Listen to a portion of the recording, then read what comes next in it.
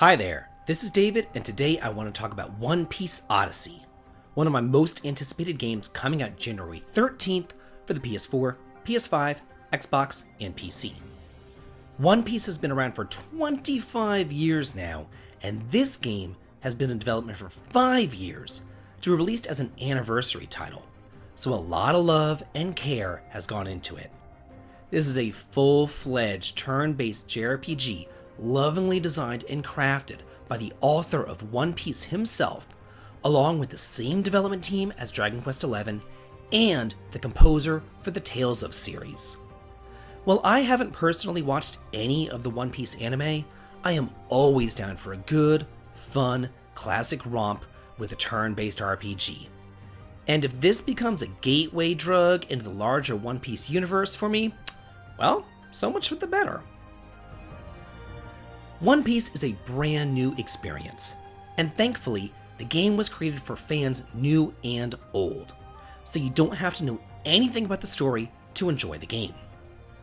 Opening on the Straw Hat crew during their voyage along the Grand Line, Captain Luffy and the crew are caught up in a sudden storm, only to be washed ashore and stranded on the lush, mysterious island of Walford. And it's up to the captain to find his missing crew and recover all of their lost powers. This is a fresh and original storyline, so new fans can follow along. But if you are a longtime fan, there are some nostalgic references, memories, and familiar faces and locales scattered about for you to experience and enjoy. After being marooned on the island, the Straw Hats are mistakenly deprived of all their powers, which is a highly convenient way to put them at level 1. Shortly afterwards, though, they meet up with Lim and Audio, and with their help, they're able to slowly regain their powers by going into Memoria, which is a land of memories. Here, each crew member encounters visions of the past, and they're forced to overcome obstacles to face their fears, conquer their memories, and ultimately regain their powers. Just as in any good turn-based RPG, you have a full party of your own to control, each with their own strengths and weaknesses, powers, and special abilities. So let's talk about combat.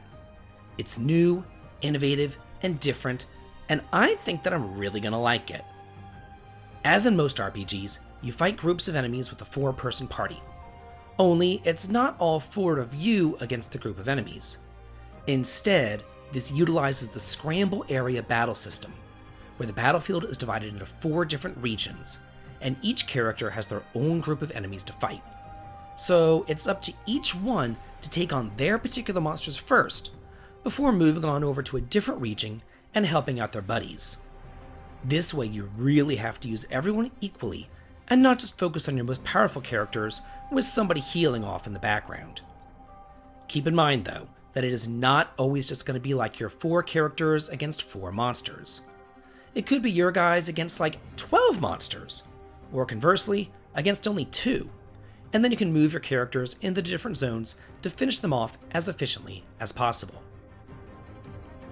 Not all battles are like that though, because every once in a while, randomly, a dramatic scene system event will pop up, which are kind of like miniature side missions during a battle, where a cutscene will interrupt the flow and then you're given a task.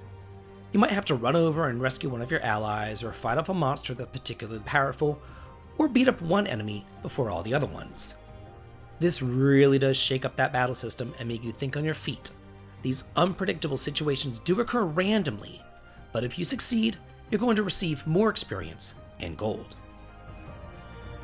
Thankfully, there's also the ability to fast forward the battles as well, which as far as I'm concerned, really should be an industry standard nowadays. Back whenever I was a kid, on the NES and SNES, whenever enemies just kind of flashed to signify that they were attacking, all these battles went lightning quick. But nowadays, you have to see every little tiny animation for every little thing that an enemy does, and the battles just tend to drag. So fast forwarding is a godsend, and I am so happy to see it here. Exploration is done in a large open region format, similar to Dragon Quest VIII and XI, with an on-screen mini-map, thank God. And while you're out and about, your characters will be talking amongst themselves. However, there is no English voice acting. This is highly unfortunate as far as I'm concerned. Yeah, I know a lot of people out there like Japanese voice acting, but I'm a dirty American, and I would honestly rather have no voice acting at all than to have it not be in English. I'm just not the smartest person around, I guess. It's really hard for me to read what they're saying when they're also blabbing away in Japanese. But whatever. One really cool addition is that every single one of your characters has their own unique skills that they can use while they're exploring. From Luffy's gum powers to obtain items from afar, Zoro's abilities to cut down barriers, Sanji's power to find rare ingredients for cooking, Nami finding money on the ground, and Little Chopper using his tiny body to squeeze through narrow passages. It really does behoove you to thoroughly explore all the locations that you're going through with a wide variety of characters in the lead.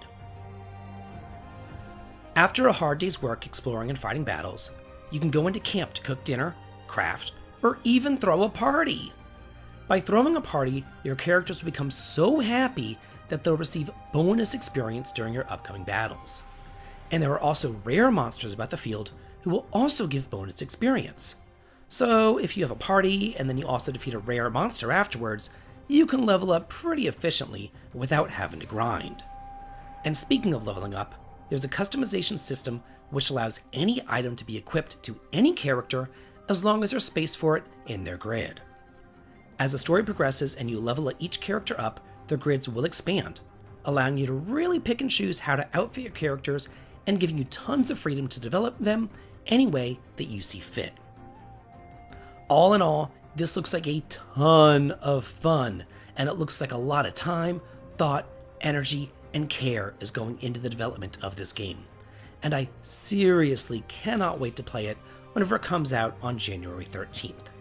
We might not get a Dragon Quest game this year, but this looks to be the next best thing. What do you think about One Piece Odyssey? Let me know in the comments. And if you like this video and wanted to hear on the channel, please consider supporting me over on Patreon for exclusive videos and early access to my content, heading on over to Twitch for streaming fun, or coming on over to my Discord to chat and hang out. The links to them all can be found in the video description. This has been David, and if you like this, please like, comment, and subscribe, and have a good day.